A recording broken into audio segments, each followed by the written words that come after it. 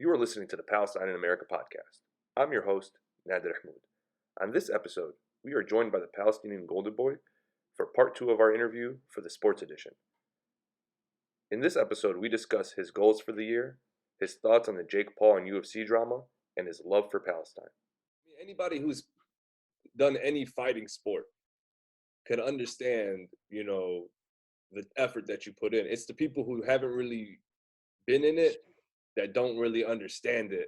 Yeah, a lot of What cutting weight is like, what it is like to prepare mentally fighting, for something like that. fighting is black and white. They don't see the gray, and that gray is huge. Like, people don't know what fighters go through mentally. And I always tell people, if you fight, you're not mentally stable. There's no chance in hell. No way. That's why I stopped wrestling after high school. I'm a little stable.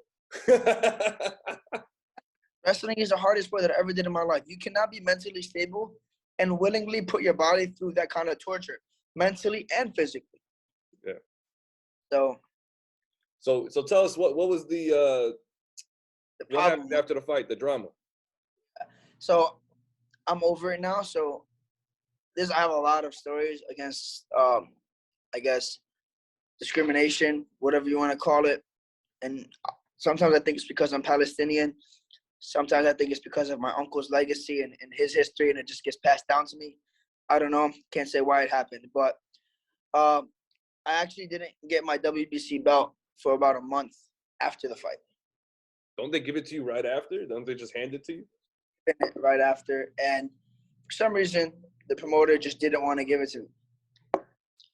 And tried to tell me that I need to sign a contract to fight on his show again to receive the belt.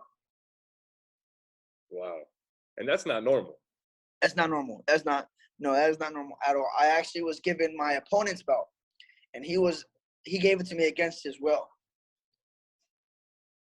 So the way it works, if I have the belt and I did, and you fight me, you get a brand new one, and I keep mine. Okay. That's how it's supposed to go. Like, I don't have the title, but I have the belt as a memory, and you have the belt and the title now.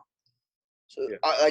Champ is never supposed to lose his belt, and they made him give me his belt, which was about 3 years old, scratched up, wrinkled, whatever. It's a 3-year-old belt. You know what I mean? Yeah.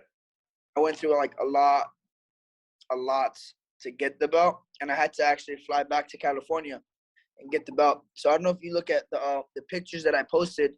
I did 2 photo shoots. One was with a whole black suit, and if you look at the belt, it's different than my profile picture because it's a completely different belt. What the? Like, there was the WBC belt from like 3 years ago. It's completely different. Now it's more like the boxing style with all the extra coins on it. Yeah. WBC sanctions boxing and they sanction Muay Thai. The Muay Thai belt was different and actually wasn't as nice as it is now. So I was given like the belt from like years ago. Now it was a little upsetting because, this was my dream and I pictured it, and the way I pictured it wasn't what happened. Yeah. And it was like my will, you know what I mean? And I really didn't have a say in it. And then I got back to Philly and started to make some moves, got in contact with the WBC, and a whole bunch of shit happened. And then I had to fly back to California. And it was just a headache, you know what I mean? Like, when you work so hard for something, especially as a fighter, and I say this all the time, and I don't mind talking about my pocket when it comes to getting paid in Muay Thai. We don't get paid. The least you could have done is give me my damn belt, you know what I mean? Yeah, but now you got it. Yeah, I got it now, alhamdulillah, and it's not going anywhere. And it's honestly my living room table. Did you give back Buddy his belt? Oh, 100%. 100%. Just, and Adam, if you're watching this, I hope I'm not like exposing you. He gave me his belt just because when he won it, he didn't get one. And he didn't want me to go through that. So he gave me his belt just so I can have a moment. So he's a good guy. He was a great guy. And I don't like fighting, like, excuse my language, I don't like fighting assholes. Everything always feels personal. When it comes to Muay Thai, and no disrespect to MMA, MMA has a lot more money, so some people sell themselves in a certain way, like, to be a dick, to sell tickets and shit like that. Muay Thai, there's not as much money, so there's no need to act like that. So there's a lot more respect and a lot less shit talking because, bro, you could you could talk like an asshole. You're not gonna make any money out of it. You might as well just be a decent dude. You know what I mean? There's a lot more culture and a lot more tradition in Muay Thai. So it's very rare to fight people that are like Logan Pauls and Jake Pauls and like doing it for the wrong reasons, especially as a pro, you know? So is that your opinion on that? Like the whole Jake Paul, his whole thing, that's you're not what do you feel about that? I'm not fond of it.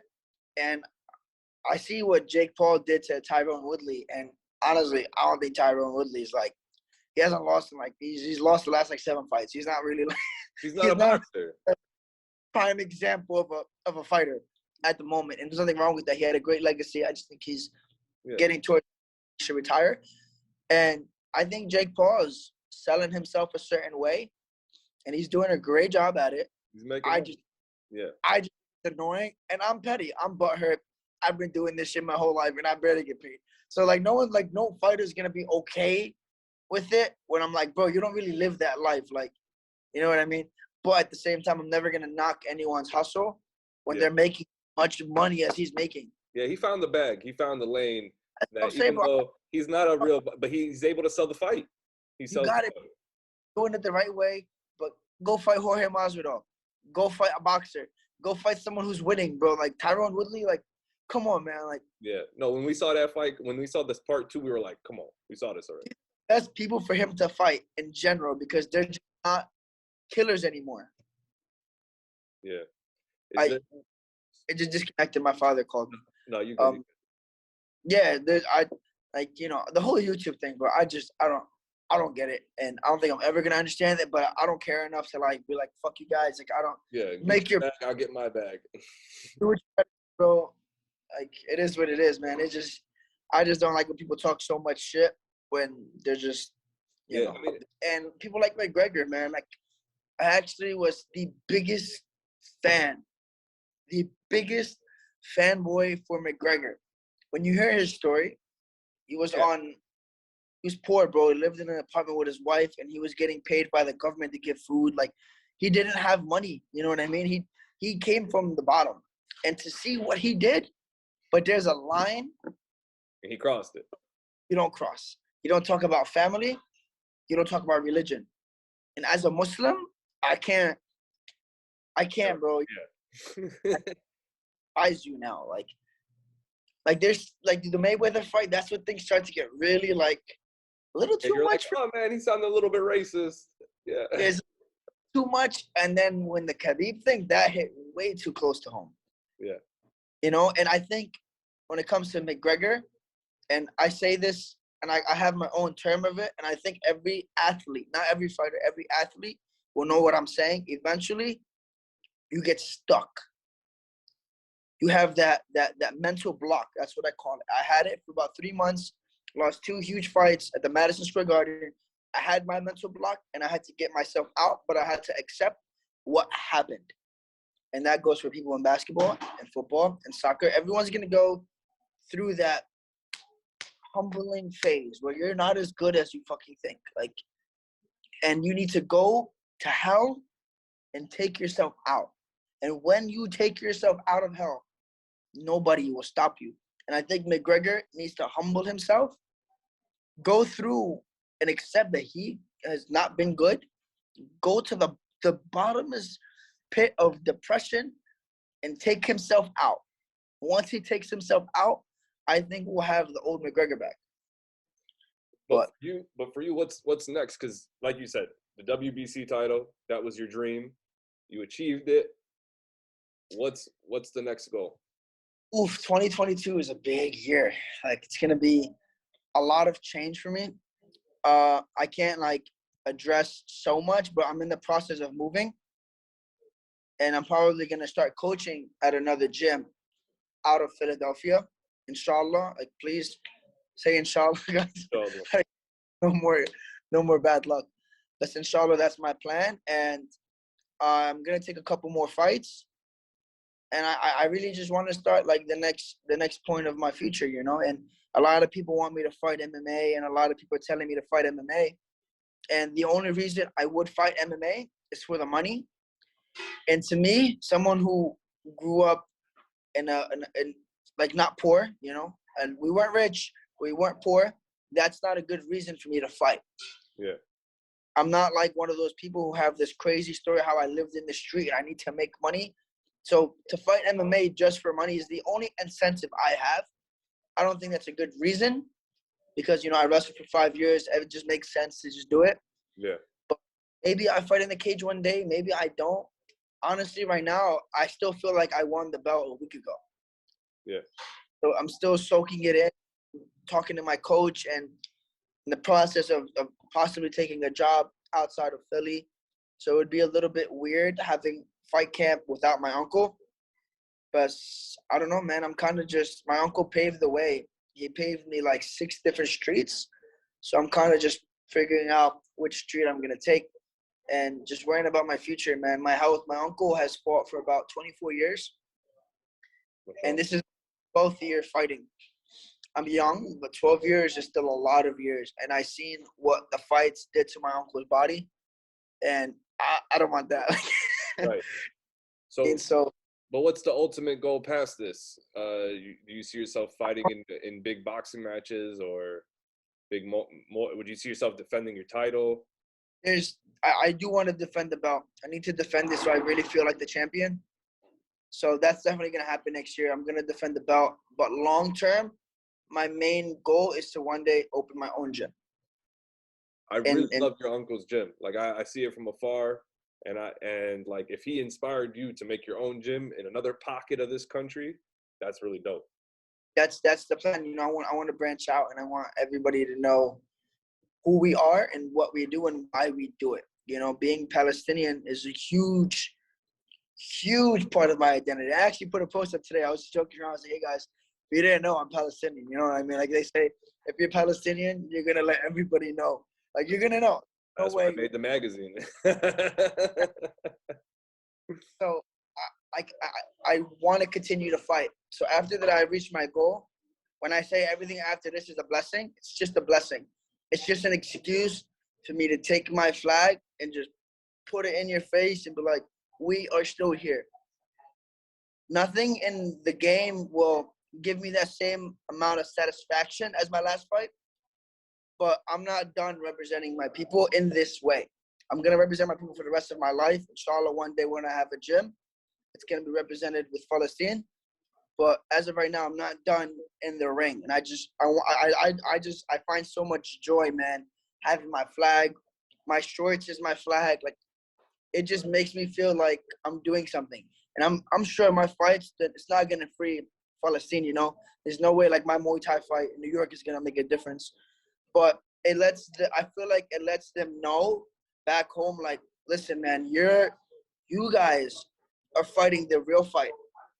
And I just want you to know that we see you. Yeah. We see you, and we are projecting your message that they're the real warriors and we're just the voice. My uncle always says it.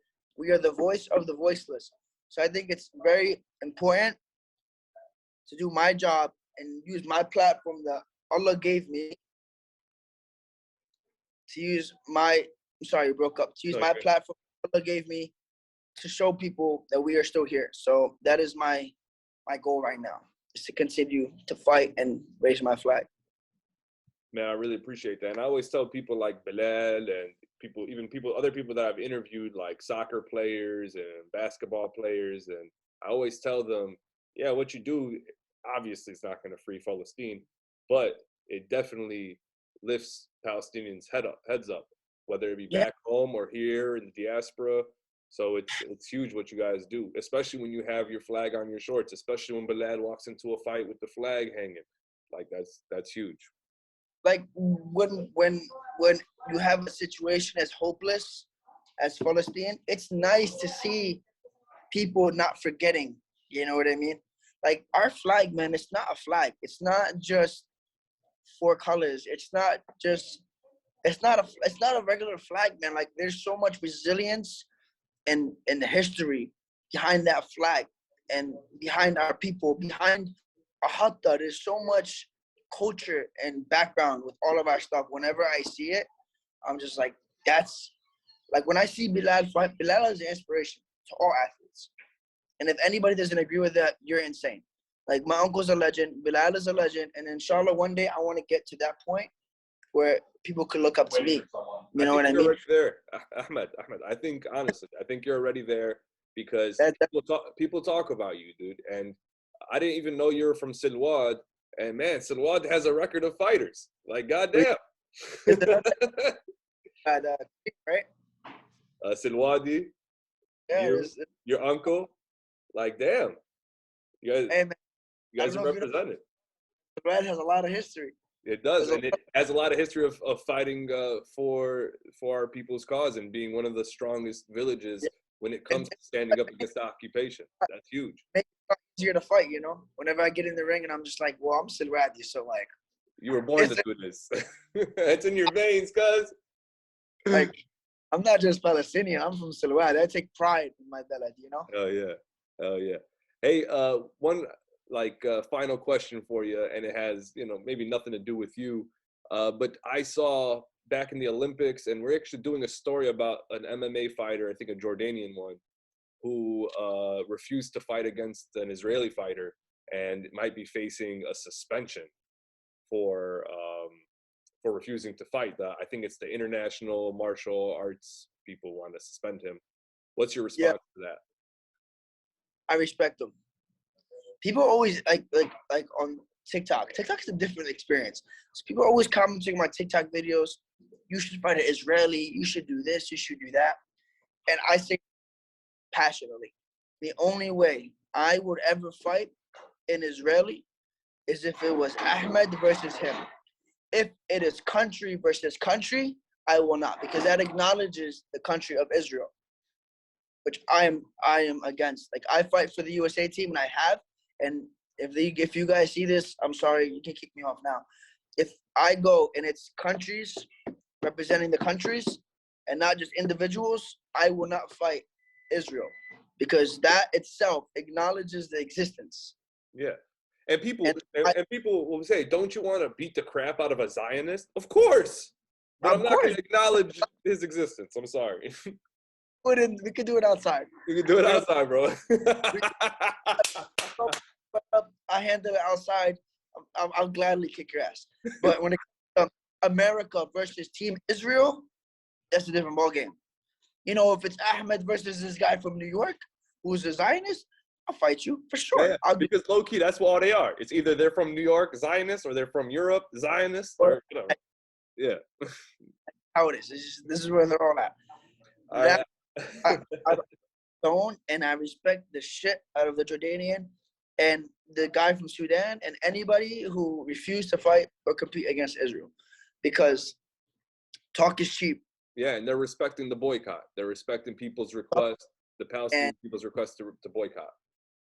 people think putting the Palestinian flag on Instagram on like their bio is like a personality trait. Like, no, you gotta be about it, man. Like, you really gotta be passionate. You have to really understand the severity of representing that flag. Like, you need to understand it's not a Palestinian thing. It's not a Muslim thing. It's about human rights. You can't stand for BLM and be like, oh, well, Palestine, that kind of sucks for you guys. Like, it's all coexisting. Yep. And for one, you got to stand for all. Man, Ahmed, it has been great to talk to you, my dude. And this conversation has been excellent. We got to do this again. I'm so. Anytime you got to fight, we got to promote it. We got to talk about it before and after, fucking during. As of right now, I'm looking to fight, inshallah, around like March or April before Ramadan. That's the plan. All right, cool. So inshallah, we'll talk again, maybe in February while you prepare for those fights or whatever. And Honestly, been on this show for so long, and I'm so happy and humble that you reached out, and it was seriously my pleasure, man. Habibi, let the people know, man, what you want, like anything that we didn't touch on, anything you want them to know about you. Where can they find you? Where can they watch your fights? My most used platform is Ahmad_Elite, Ahmed_Elite on Instagram. I do have a TikTok. I post when I'm bored. I'm not stressed about that. Instagram is my most used platform, and if you want to support me, I appreciate you. And if you support Palestine, I appreciate you even more, especially those who aren't Palestinian. Oh, man. That's a great way to end it. Thanks again. You were listening to the Palestine in America podcast. I'm your host, Nader Ahmoud, joined by the Palestinian Golden Boy, Ahmad Ibrahim, the Ibrahim family. Baby hidden. Habibi. Thank you. Thank We'll talk soon, inshallah. you. All right, peace.